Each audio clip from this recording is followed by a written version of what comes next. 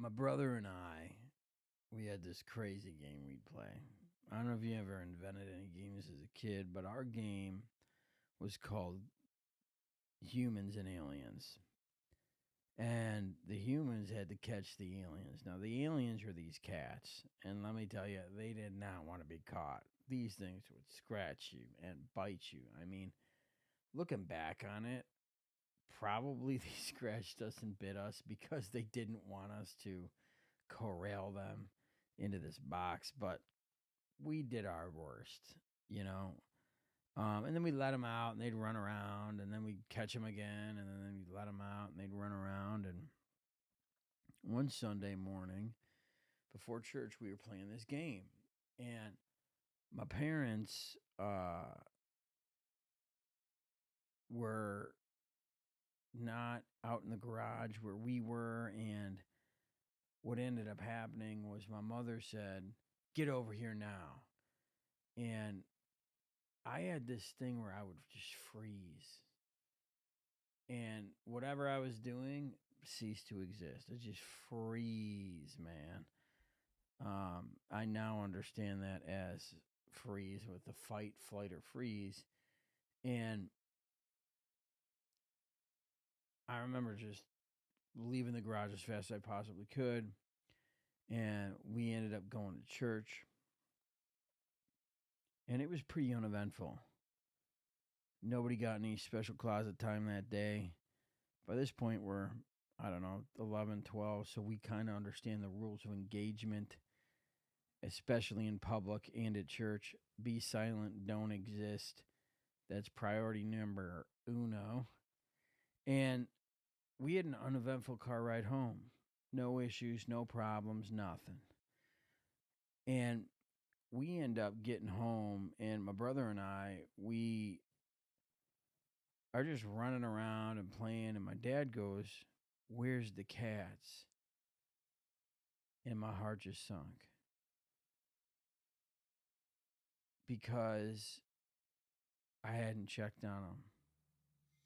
And so my brother and I walked into the garage where we had left the cats. And unfortunately, in that moment of terror, we had put them in the wrong box. We'd put them in a like a container. And I'm a young boy. I don't understand things like oxygen or whatever. And unfortunately, these two animals passed away. And I love these cats, man. It was a terrible accident. I think when we were running out of there, the top to something fell on top of it and blocked their ability to get air. It wasn't intentional by any means because we love these cats. We play with them every day. Unfortunately, um, they passed away, and I remember briefly feeling heartbroken. Very brief. My dad handed me a shovel and said, "We're going to go down and you're going to dig their grave." And I remember going down the hill with my father, just me and him. My older brother, he kind of got off every time. That's what it felt like to me. He didn't ever have much consequences. It was always everybody else's fault. Well, we'll get into a lot of that later when we're talking about my story. And my dad oversaw me digging the grave of those cats. And he said stuff like, "I can't believe you killed them. Why would you do that?" And I'm just there in silence because I knew if I advocated for myself, if I said anything, I didn't know what the outcome was going to be. And I just kept digging until I got deep enough. And I buried my two cats that we love dearly. And honestly, I can't even remember their names at this point because this is a memory that's been buried so deep in my soul that I've had to forget everything I can forget about it. Um, But in my life, this is a moment of transcendent shame where I truly died inside in a way. If I'm this despicable cat killer human being, I am a evil person. And this sealed the deal for me. This is it. This is the definition of evil. I just felt so lost because I didn't want to be an evil person. But I was a cat killer. I was a bad person. That's the connotation that came with that. And my my life from that point on, I had so much weight of shame. And things just began stacking up and stacking up and stacking up where I eventually became filled with so much shame that I mean, I wouldn't even look in the mirror for years. I did not look in the mirror. When I got ready for work, didn't look in the mirror, just sent it. Whatever I looked like is what I look like. And I didn't value myself. I had so much self-reproach and self-loathing. And a lot of that stemmed from this self-hatred I had here when I very innocently, accidentally, um, had two cats pass away. And for many years in my life, all the way into my 30s, so for 20 years, I carried that shame. It was locked away inside of me, and I'm embarrassed to admit this now, um, but it's the truth. I mean, this is what happened, and I made a vow to myself that what I'm going to do here is I'm going to continually tell the truth. Even if I don't like it, even if I don't want to do it, I don't care.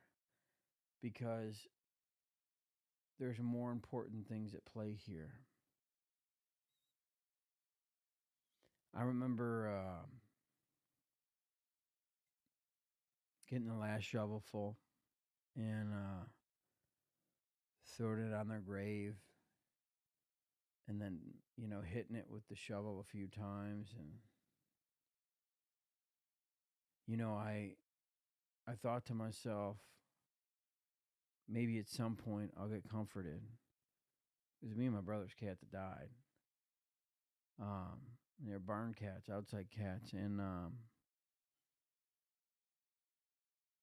we walked up that hill in silence. And there was no care for me or how this would affect me or what this would mean to me. None of that happened. And I buried it like I'd buried so many things before. I did my best to make it not exist, to play pretend. Most of my life at that point was pretend. And I look back at that boy that had such sadness that he couldn't process, and how locked away in shame that he was for decades of his life.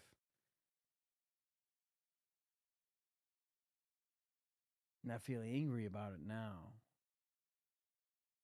Now that I am a father and I understand that my job is to raise my daughter in such a way where I wouldn't add any shame to her. I wouldn't add any self-reproach or self-loathing or self-hatred, that I would deal with my stuff that's coming out in my life to protect her. There's nobody that ever protected me. I was in a dog-eat-dog world, man, where if I was going to survive, it was up to me. It was up to me. Nobody's coming to rescue me. And, man, this moment became a really dark road in my life where I hated myself for so many years and I didn't understand why. And this is the reason, because I was a cat killer. That's the phrase that was put over my life. And the funny thing about phrases and memories is that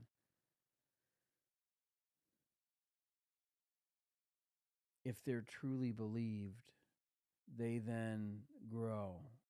And this certainly grew in my life. I just carried shame upon shame upon shame.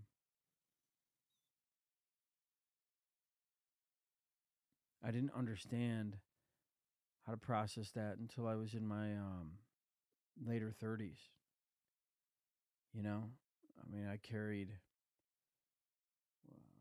I don't know, 20 years of this around, 25 years, something like that, of just self reproach and self hatred. And it would make me not want to be around people and not to connect to people. And it just gave me such a disgust for myself that I didn't know how to deal with, and I didn't know where it was coming from.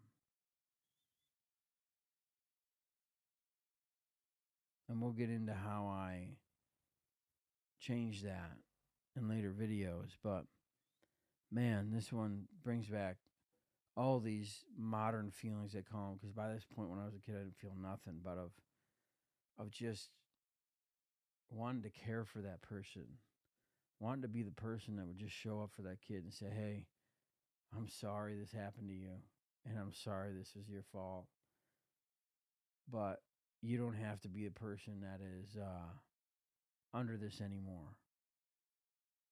You don't have to carry this weight. I wish I could have done that 20 years ago. Um, that I didn't have anybody coming to rescue me 20 years ago. I didn't have anybody that cared enough to be honest about shame and tell the truth.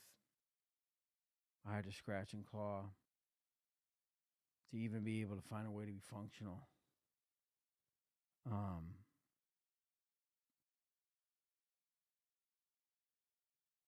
but I'm here now. And I'm proud of the man I am. And my shame has been vanquished.